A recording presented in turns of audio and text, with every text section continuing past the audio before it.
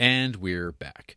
This is the Criterion Creeps podcast, and tonight we're talking about Stray Dog from 1949, directed by Akira Kurosawa. And I have to stop myself constantly from saying straw dogs. Why do you connect those lines, Jer? Because of the title. What? It's not even similar. One has a Y and one has a W. And an S. Well, I mean, the content is different in the movies, for sure. Yes, they're completely different movies, but it's always this dangerous thing of me going, straw dogs. And then you'll get YouTube comments for like 6 years. It's like, this idiot said straw dogs. No. Well, the tagline for this film, RJ. Yeah. Ellipsis. The suspense-filled story of 7 bullets. What? A bad day gets worse for young Detective Murakami when a pickpocket steals his gun on a hot, crowded bus. Mm-hmm. Desperate to right the wrong, he goes undercover, scavenging Tokyo's sweltering streets for the stray dog whose desperation has led him to a life of crime. Wow. Straw dog, RJ. Oh, straw dogs? Yeah. Okay. You gotta watch over those straw dogs. What do they do? With each step, cop and criminals' lives become more intertwined, and the investigation becomes an examination of Murakami's own dark side. What? Do you feel that is accurate of this Stray Dog? No, I didn't feel that at all. Yeah, I don't know. I didn't think that the cops were ever like towing a line. No, it seemed like pretty straightforward detective stuff the entire time. No. I agree. Yeah, because I saw that when I logged this. I pulled up and I just read, like, I don't ever read because I can't, but I had Andrea read this for me, and she was like, examination of their own dark side. I was like, what? And I was like, that's not what happened in that movie. I was like, I don't know where that came from. So I disagree. All right. So this is a movie I bought from a rental store going out of business back in the day, and it was one of those like raids, like, oh my god, the sale just started and no one's been here yet, so I bought all these Criterions because that's just the kind of guy I am. One of those was this.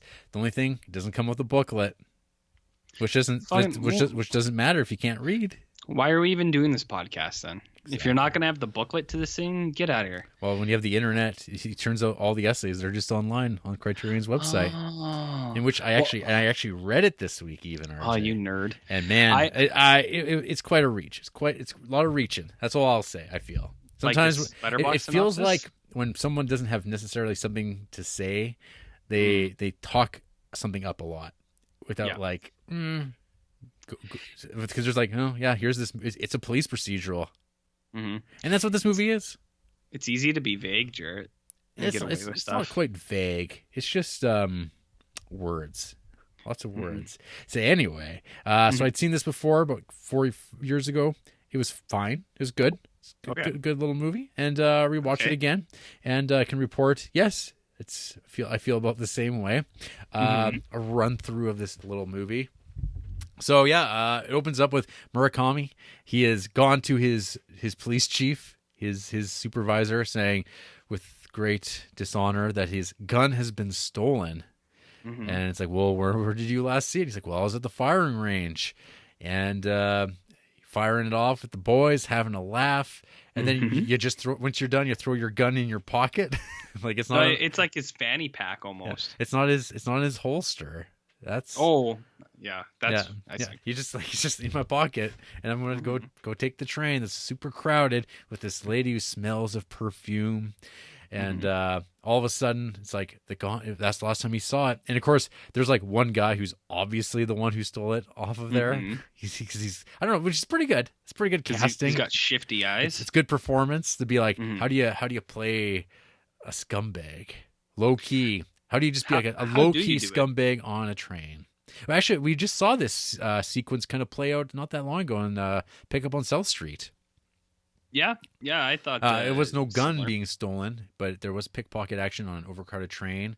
Metaphorical gun. Metaphorical gun. Smoking gun at the head of America. Watch out for the Red Minister. Exactly. So he goes to his chief. He's like, that's it. I'm going to get chewed out here. And he said, and the chief's like, I'll let you know. And so he's like, well, I'm going to do what any police officer does. Is I'm just because apparently he's just like a brand new hire to the detective department, I guess. So he's a detective. He's solving the real case. He's not just a beat cop. But he's going to be like, well, I'm going to scum up and just be a deplorable RJ. I'm going to go hit the streets. And where everyone goes, hey, you're a little too well fed to be like what you're acting like. You look you're a little too thick. So you're a little stiff for a homeless drifter. You smell a little too clean. Not nearly enough diarrhea coming out of you. So this guy, he's got no wife, no kids, no backstory really. He's just like he's a very, I guess, much like the poster child of like the perfect cop. But he's like he really wants to make a part. Like he's ready to like call quits too. Like he's like, that's it. I fucked up. I've dishonored my badge. I can't do this anymore. I have to go. Of course, there's the real fear. And of course, this actually does wind up playing out of what happens when your gun is stolen.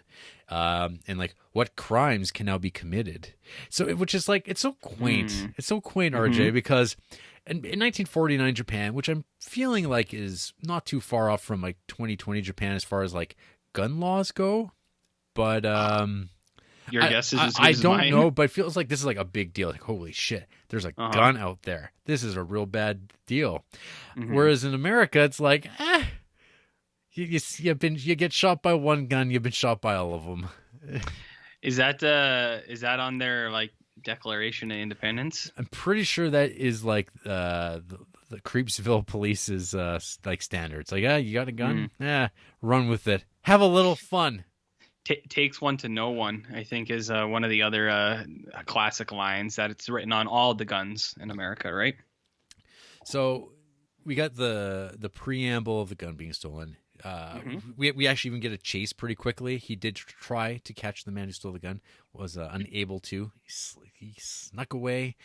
And then we get the whole process, the prolonged process of him looking for the gun himself, asking around, trying to like extend the moment. So it's not like an immediate thing where he's just like he stumbles directly into a lead. He has to like he spends what feels like a ridiculous amount of time, considering I don't know if most police forces would be like, yeah, just go find it, take your time, go walk around, work the angles. Like, does he not have cases he should be working on, or do they were like, well, we'll send this guy to go find his own gun? He's kind of like, I gotta resign, and they're like, well, no, I was like, go look for it for a while, just see what you can do, I guess. And he's like, that's it. And he's like, yeah. He's like, go try, and if not, then what are you gonna do? Yeah. It's kind of like that attitude, I think. He gets a little bit of friendly advice, saying, yeah, your chief's like, yeah, he can be like that, but we'll see what happens. So eventually, in the process of him looking, and boy, do we get to see him look. We get shots of his shifty eyes looking around the streets of that post-war Japan that you see in a movie like Battles Without Honor or Humanity. And that going through the squalor, he seems to be descending deeper and deeper into like the Tokyo of the time. It's very hot and sweltering and filthy everywhere. And eventually word comes that it has been used in a crime. Someone's been shot in the knee in a robbery. This happens actually a bit later. There is the whole build-up where he gets a lead that like there is a trade of like where guns get stolen, and that they basically there's like people who rent out guns. Pistol dealers? Yeah, the pistol dealers. He's like trying to find a line on that. Lots of following and pacing, and eventually he comes across one woman who's then tips off the guy who trades in the guns, who's throwing rocks at his head as he's trying to get some sleep.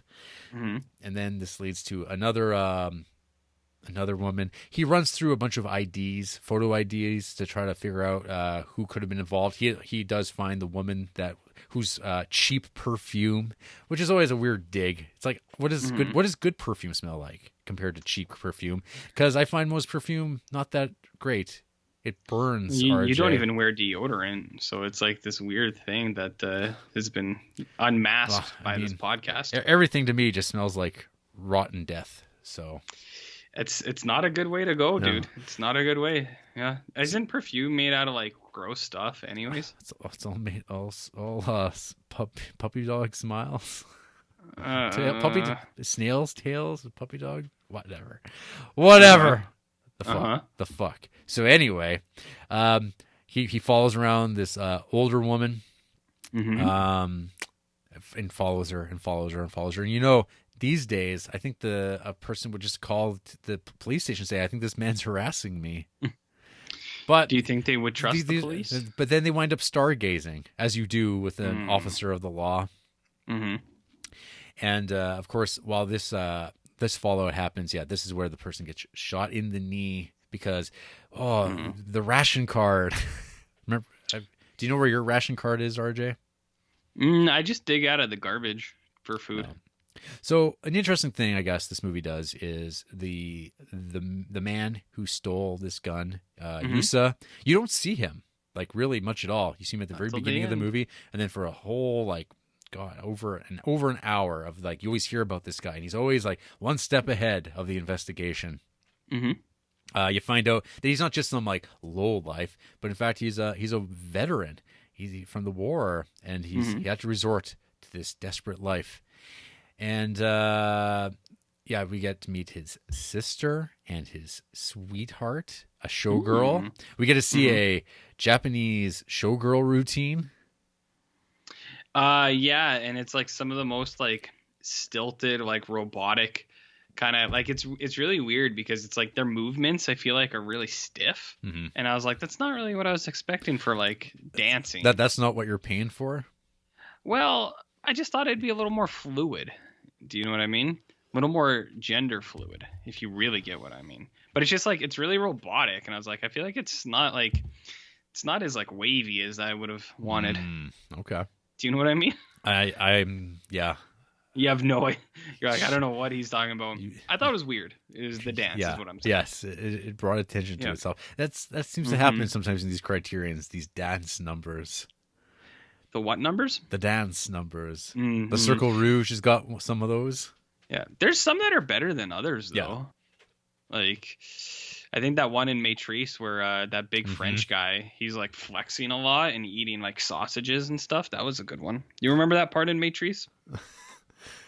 Maybe that's a director's cut. I don't recall that. Okay. So anyway, the gun gets used again. This time as a murder weapon. I guess I should also mention that he's working with the veteran detective Sato. Oh yeah. Old Akira himself. So Takashi Shimura. Yeah, that's right. He's a hell of a guy. Yeah, he's been popping up a lot lately, Jarrett. And so he's kind of the he's seen it all. He has no sympathy for the common criminal, and but he kind of knows how to beeline it through the bullshit. When it comes to questioning a suspect, he's like friendly with them. He knows how to treat them with the respect to a point, and then he starts dropping them with the hard questions. He feeds them, gets them smokes, moves along, but he knows at the end of the day, they're dirtbags, which is a dated maybe concept. Is it? It feels like Mifune. In his Murakami role, he's the one that's supposed to be challenging that. And we're told, he's so naive. You only remember this because it's your first, but soon you'll forget all about it. Well, I think that's like the whole point, right? It's like he's like, you have so many citations. He's like, I don't even know where I got all those things. He's like, one day you'll see. You'll see, Jarrett. So upon the murder, there's the thing where the ID of the bullet came earlier. Has the similar spiral that the forensic scientist. Oh, congratulations! You found the bullet, buddy. It's like, but it's my bullet. And then, of course, by this point, when the murder's been committed, it's like, does it even matter at this point? Well, it's just like in your favorite movie, The Dark Knight. Remember when they found the matching bullets there?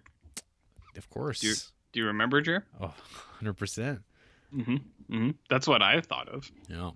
So eventually, with a lot of some interpersonal things between sister and girlfriend, back and forth. Will they give her up? No, she can't give him up. He loves her, and she loves him.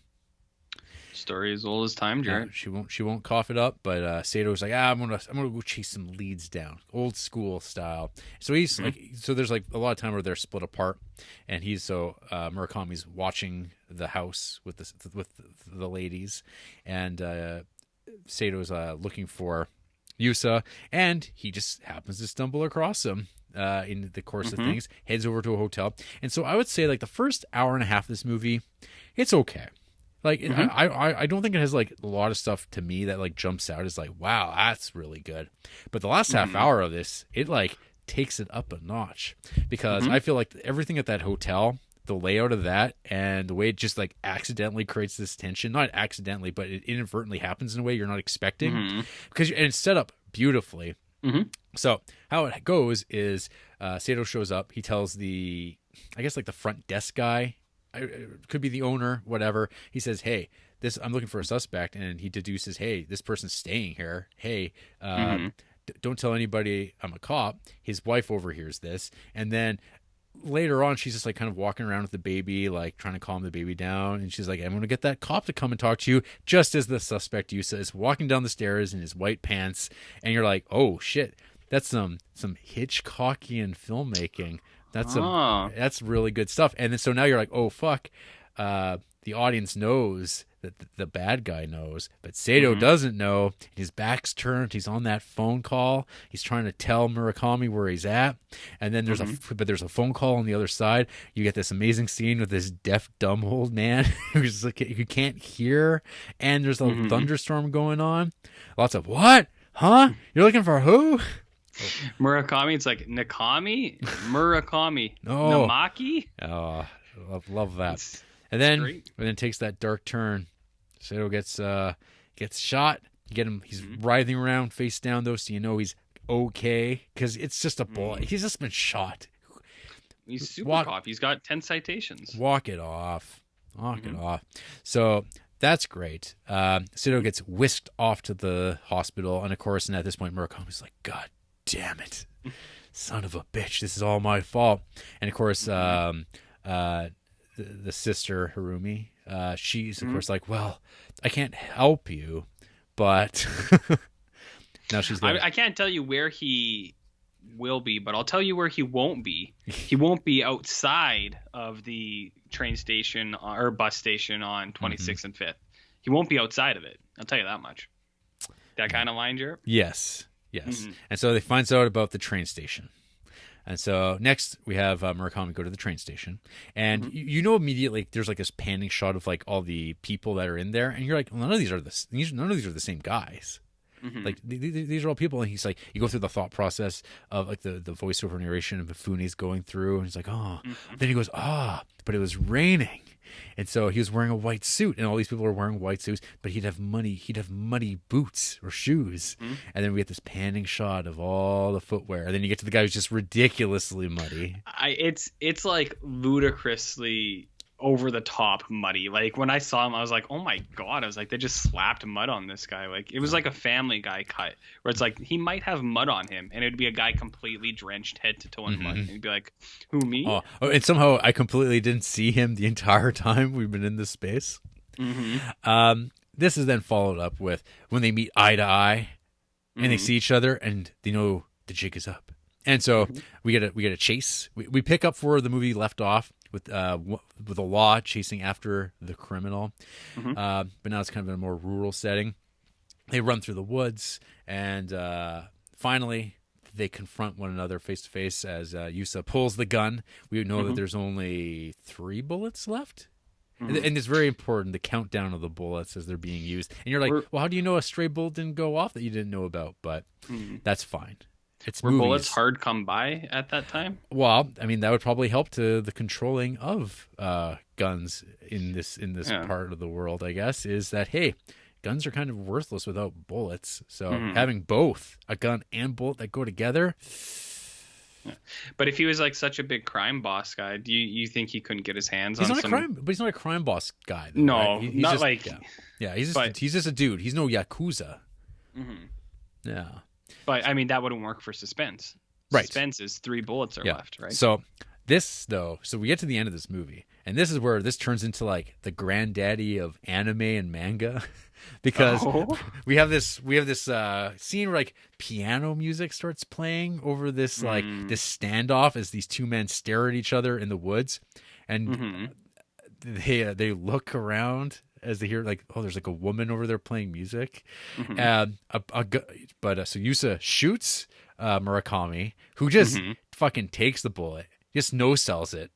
And he's just standing there staring at each other. The music plays. The woman hears this gunshot. She looks out. She sees these two guys just standing there. And she goes, huh, back to the piano. And she goes back to playing. And these men just are staring at each other. There's these close-ups of like kind of like just shots that have nothing to do with anything but the set, like a branch, some leaves, and like the blood just running down his hand. He's just standing there and breathing. And he's like, it's a battle of wills as they look at each other. And he starts walking forward. The last two shots do not hit their mark. They just are too random. Yusa's spirit is broken, and Murakami lunges at him. The gun click. It's empty.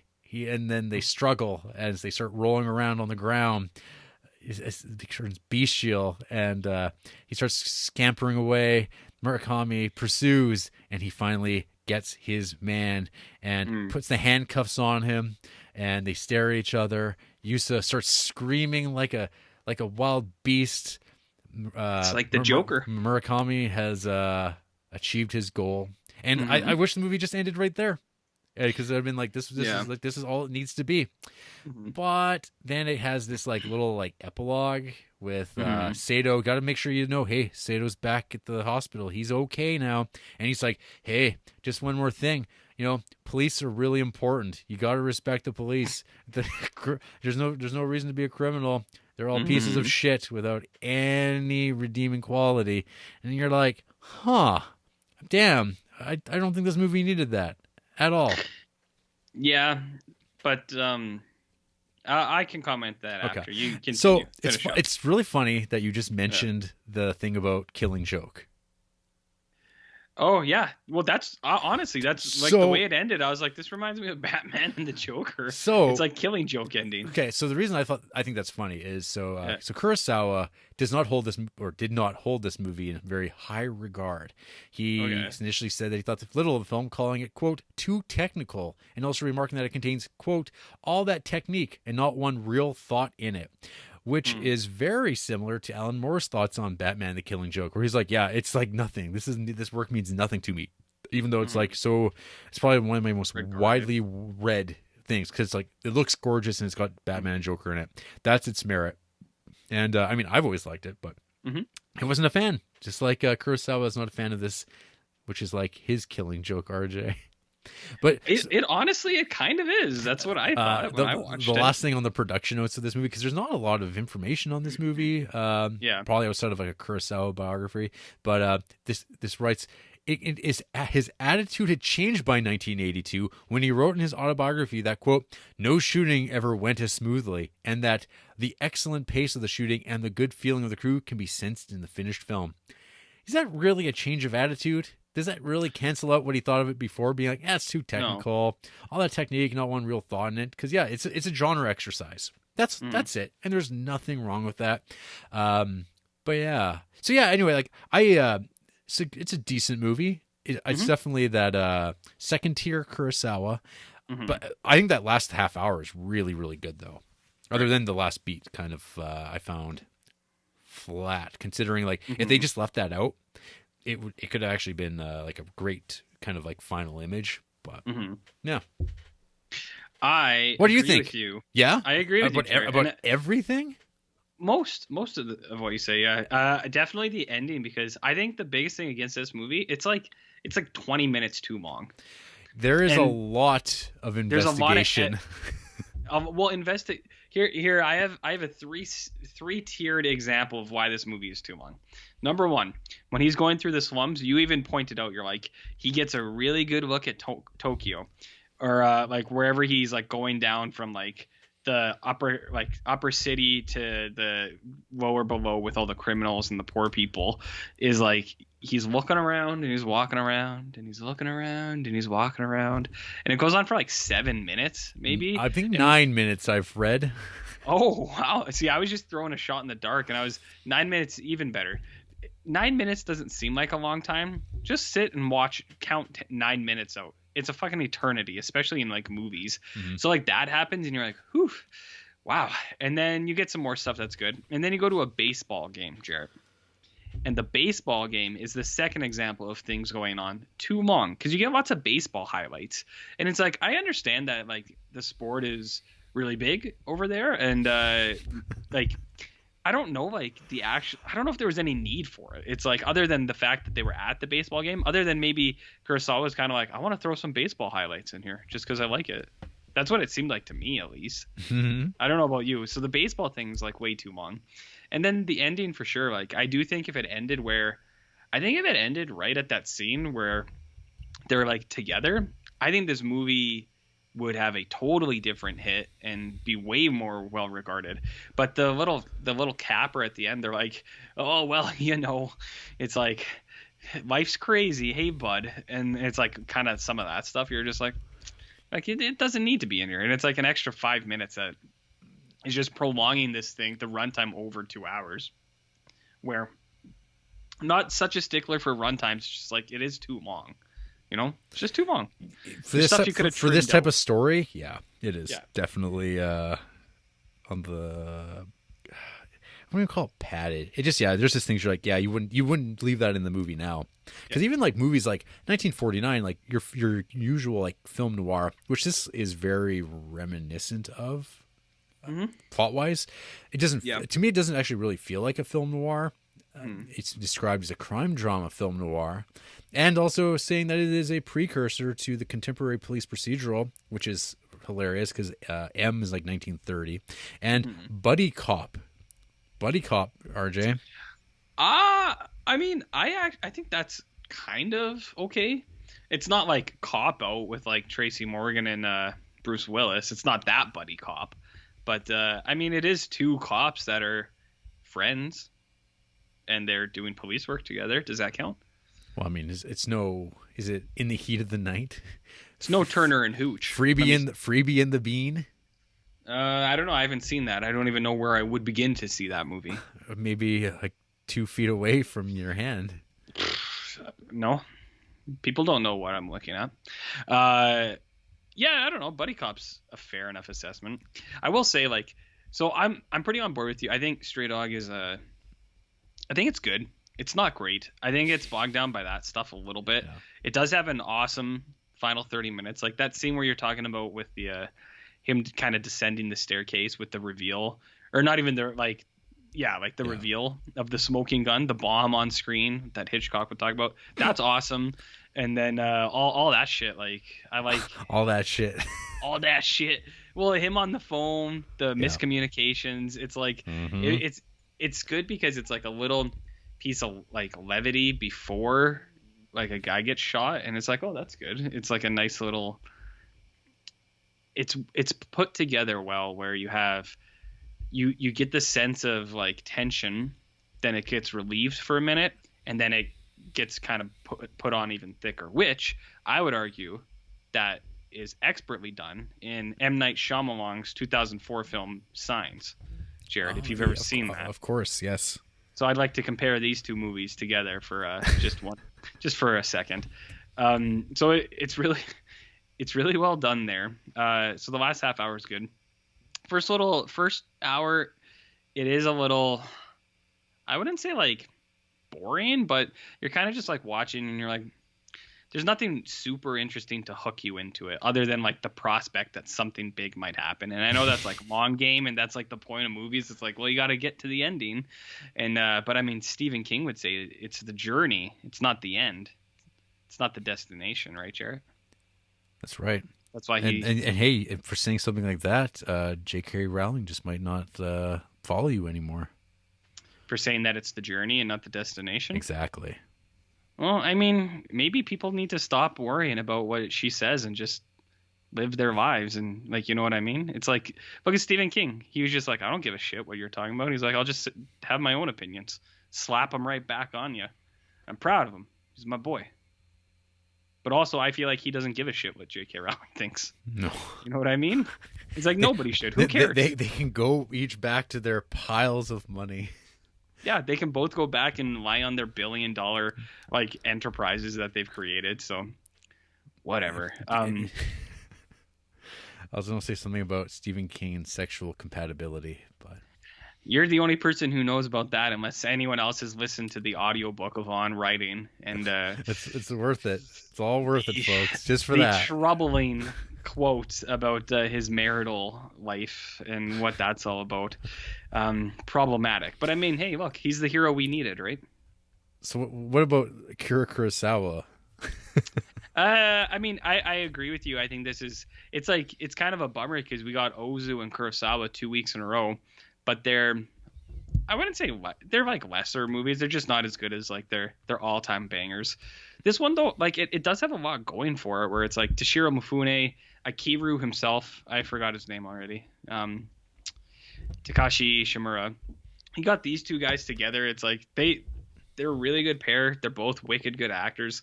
I mean, when do you not like seeing Toshiro Mifune? I actually didn't even fucking recognize him at first. It's hard. Yeah, it's hard he's to picture him without like the beard and mustache. Clean shaven is weird. When we see a little bit of screaming though, that's when it's like, oh, yeah, there's my Mifune. You go. That's what I signed up for. Yeah. So you got them in there, and I wish Kurosawa made some more detective stuff. Like I know he has a good bit. And like especially we watched High and Low which and I think we'll get there. Some people mentioned some high and low comparisons in the low star ratings. It's like this movie is definitely no high and low. That's for sure. And I don't hold it against it. It's not even it's no Ransom, right, RJ? Few things are, Jarrett. That's number 1 on our creeps list. What? Rating the Criterion Collection. Ransom's number 1, I think, isn't it? Laserdisc. Yes. Nobody will check into that. Just go with it. No facts. But yeah, I would have liked to see more Kurosawa detective stuff because Hayamo is like so good, and I'm not even gonna compare it to that. It's just I think Stray Dog's okay. It's just I think he could have done more with it, and I think he would have excelled a little bit more in these types of movies. Does Kurosawa have any horror films, Jarrett? No. Keiga Musha? Dreams? No. Ron? No. What about Rhapsody of August? Maybe. Okay. All right. Well, anyways, I think Stray Dog is decent. It's pretty decent. Pretty decent, but yeah, it's not it ain't like real great or nothing. I don't know. So I mean, you're kind of like perked up when I mentioned anime manga like battles. Did you not feel that? Like because it was something like because like sometimes they do those like artful shots like in Neon Genesis where it's like there'll be a moment and then they just like cut to some like arbitrary thing off to the side like a cricket on a branch or like a wide shot the sky and just like ambient sound. That was like I'm like whoa, this is I don't know, these film techniques remind me a lot of things that come afterwards. And I'm not sure, I don't recall seeing that a lot in Kurosawa's movies otherwise. He seems to be very focused usually on the action, and that kind of like stepped out of it for a moment and kind of like was addressing this like, I don't know, bigger thing of like law, order, and disorder. Law, order, and disorder? And chaos. Like the conflict in the woods, stripping down 2 men and a piece of metal in his hand. A piece of metal. And even when taking bullets, you just shrug it off. And as the blood runs down your hand, you're just like, ain't no thing. Law is righteous. You must strike down the wrongdoer. Slap the cuffs on him. I didn't feel any of that, Jarrett, but I did perk up when you said anime and manga because I just couldn't wait to hear what you had to say about it. Yeah, as you adjust your Goku t-shirt. Yeah, my Goku shirt and my Full Metal Alchemist underwear. I was just excited because I know your manga collection is only seconded to maybe Guillermo del Toro, and I know that's a big Criterion boy, and a lot of people, a lot of fans that listen to this show, they're here for manga, and it's just there's not enough of it. Am I right? They take it where they can. Yeah, take it where they can. So there's all the Miyazaki movies in Criterion. Am I right? Gotta break them free. All right. Hey, you want to hear about who hates Stray Dog? I mean, I can imagine. So, no. Well, too bad. Okay. Nat Mart 314, 1.5 star. The first half of the movie has great character arcs and a complete story that ends, but the second half continues with a tone change and a new, poorly crafted story. What the fuck? It feels like two movies crammed into one, but not in the good way like Pulp Fiction. The entire second half of the movie felt like a waste of time. What the fuck? Well, don't they all end? It's too bad that the movie ended. That's not what they said, but you know. Okay. Tell me about Nat Mart. Well, I believe she attends New York University, NYU, Jarrett. Holy shit. Film and television. Wow. Huge. Favorite films include Goodfellas, Moonstruck, My Cousin Vinny. They got a thing for the Italians, Jarrett. Other 5-star films include Ferris Bueller, Inside Out, Megamind, Tangled, Bicycle Thieves, Passion of Joan of Arc. What is that in here? They only have 1 half-star film, Jarrett, and it's incel fanfic Joker of last year. That's right. The Best Actor award-winning movie, Joker. Mm-hmm. So I don't know what their beef was with that. I mean, I know people hate that movie, but I don't know if it's a half-star film. Right? I'm a movie guy. 2 stars. Okay, bud. Ironic.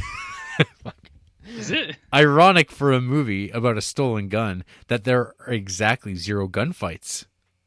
What? No, there's one at the end. Yeah, no. I don't think there's any irony in that at all. Yeah, I mean, the title doesn't have to be taken literally. Like Skyfall. Well, the title. The title. There's like. Oh, well, not even the title. Yeah. Yeah. He's like, wow. It's a movie about a stolen gun and there's no gunfights. It's like, what?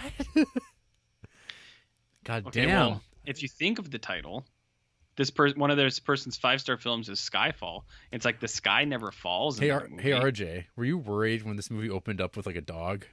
Like the very opening title card? I was. You're like, uh-oh, are they going to kill that dog soon? I was more like, someone should give that dog a glass of water because it's clearly very hot. Oh, it's so hot. It's so swelteringly hot, which is the atmosphere of the film, RJ. We didn't talk about atmosphere. I don't need to. It's hot. It's like we said last week. Japan's a hot place. Mm-hmm. It's very evident. I see it in all these. It's definitely a place where you should have the Olympics. Because it's so hot? Yeah, especially in the summer. You should definitely have the Olympics there. But don't worry, we have air. We solved that through AC? Global warming. About it's humidity. It's so bad. Jarrett, it's not the heat, it's the humidity that'll get you. Was that person's whole review? No. Extremely methodical cops play everything by the book and never take any risks. In the first scene of Dirty Harry, there's so much going on that he forgets whether he fired 5 shots or 6. In this movie, they're counting down the number of bullets the criminal has left in his gun for over an hour. Not to mention the main juxtaposition is 2 men's differing of responses to getting their backpack stolen. Pretty weak plot and all around boring. Cool to see post-war Japan though, especially the baseball footage. They love the baseball footage, RJ, that I don't even remember. They loved it. Why? I find it strange that their big gripe is that the cops aren't like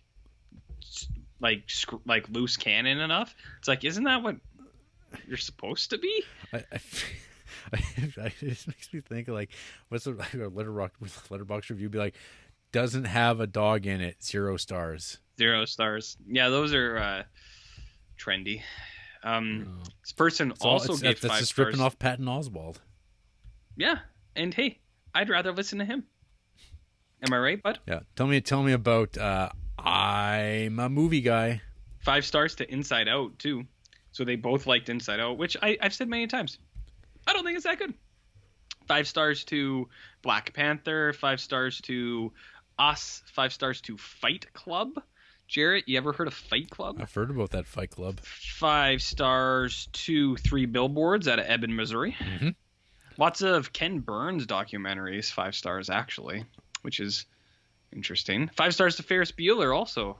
So the big trend here is that all these people who hate this movie really like Ferris Bueller and Inside Out for a reason, I'm guessing. But their favorite films are The Departed, Inside Man, stuff like that. Okay. Stuff like that. Finally, Supreme Lemon. 2 stars. Wow. Couldn't help but think about how High and Low is the much superior version of this film. Maybe a rewatch will make me appreciate it more. At least the film helped me realize how handsome a younger-looking Toshiro Mifune is. Eyes. They're making the eye thing with their keyboard. I don't like that they're sexualizing Toshiro Mifune. I feel like he's a human, and he's not an object, Jared. So what are you going to do with that? This person's most popular review, and I think this is fitting for us, is of Solo, a Star Wars story. Mm-hmm. It has 364 likes. Holy shit. And it's 1 star. It says Solo or the 120 Days of Ron Howard.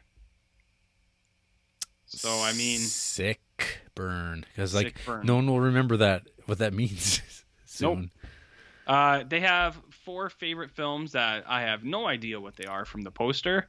Let's look at The Aviator's Wife from 1981, 2 in the Shadow from 1967, Yearning from 1964, and When a Woman Ascends the Stairs from 1960. Of course. I don't know any of that stuff.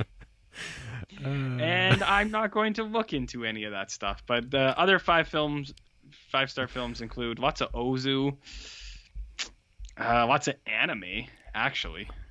Anime? Man, a lot of anime. God damn. They got those OVAs? Yeah.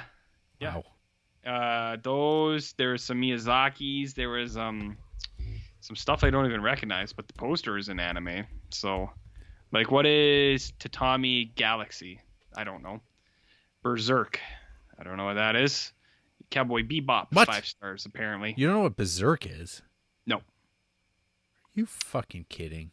I do not. Is it good? Yeah.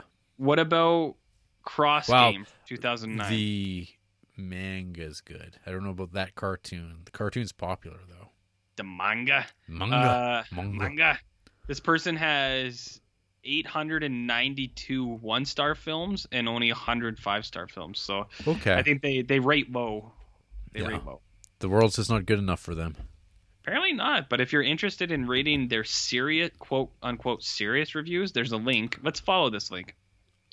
Oh, it's just a list. Apparently Infinity War has a serious review. I doubt that highly. I don't know, whatever. I'm not interested in any of these movies. Hey, remember how people were getting mad about Avatar being the highest grossing movie, and they'd say how it left no cultural impact? And you know how Endgame came out a year ago, and I don't think anyone cares at all now. Nobody gives a shit about it's almost like it was bullshit all along. I barely gave a shit when it came out. Who cares? No. I know that's unfair because Marvel's really important to some people, and it's really I don't know, whatever. I think those movies are fine, but I don't care. You don't got to get mad. You don't got to get upset that Avatar made more money than Endgame. Who cares? Or did it? It did, right? Did it? It did, right? Did it? Yeah, it did. They did a little bit of hey, you can watch some footage we put at the end of the movie if you go see this again. And it pushed it over the edge. Is that a true box office all time though? Because they cheated, kind of. No. Yeah, they didn't cheat. They just added. I mean, it was theatrical money, so it's official. But I mean, it's so weird because Gone with the Wind made it. Sure. It didn't make all its money in its initial release. It made it over years. And that's why it will always probably be number 1, because especially with inflation, you can't compare. Like, so many more people were seeing movies in theater back then than they will ever now. Like, there's more people in the world, but less of them are going to movies, at least in North America. Do you think that's got something to do with us? You and me personally?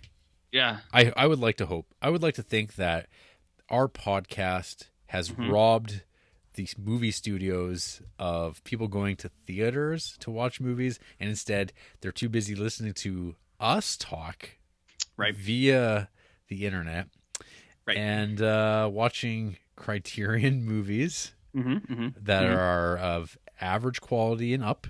Yeah. And, learning about vinegar syndrome, pornography.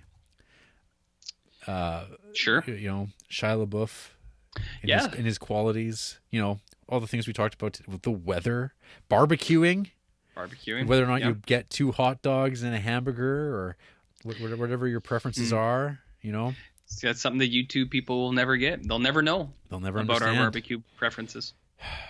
They'll never know. Any other final thoughts here on Stray Dog? Is fine. It's fine. But is it the raw dog? Whew. Man, we're canceled. For sure. After the break, I explained to RJ that podcasting never pays. And you'll never remember the first episode about that Grand Illusion movie. Remember that? Who gives a shit about that? It's so far away from us now. Who cares? Never again. Never again.